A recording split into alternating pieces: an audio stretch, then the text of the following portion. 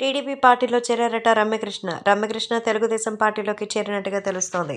ప్రస్తుతం ఈ విషయాలు సోషల్ మీడియాలో సైతం ఎంతో వైరల్‌గా మారుతోంది. ఏది ఏమైనా ప్రస్తుతం ఎన్టీఆర్‌కి సంబంధించినటువంటి విషయం తెలిసే ఆమె తెలుగుదేశం పార్టీలోకి వచ్చినట్టుగా తెలుస్తోంది.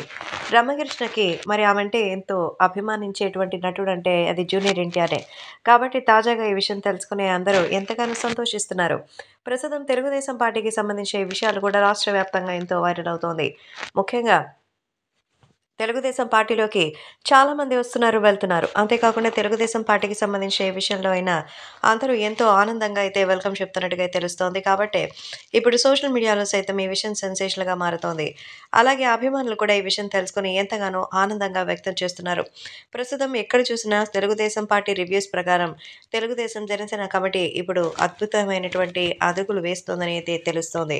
రాబోయే రోజుల్లో మంచి విజయాన్ని సాధించి తెలుగుదేశం పార్టీ సక్సెస్‌ని సొంతం చేసుకోవాలని అందరూ కూడా ఎదురు చూస్తున్నారు. కాబట్టి ఇప్పుడు తెలుగుదేశం పార్టీలోకి చేరికలు మొదలైంది. సీనియర్ నటిగా ఎంతో పేరున్నటువంటి రమ్యకృష్ణ ఇప్పుడు జూనియర్ ఎన్టీఆర్ పిలుపు మేరకు తెలుగుదేశం పార్టీలోకి వస్తున్నట్టుగా అయితే సమాచారం.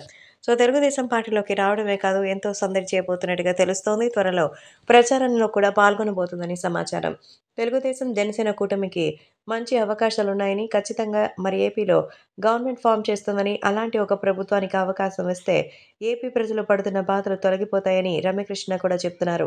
ఇటీవల కొన్ని విషయాల్లో సైతం ఏపీ పాలిటిక్స్‌లో ఎన్నో విషయాలను కలుగజేసుకుంటున్నటువంటి రమ్యకృష్ణ తాజాగా జనసేన తెలుగుదేశం పార్టీకి సంబంధించిన పార్టీ పట్ల సపోర్ట్‌ని అందిస్తోంది.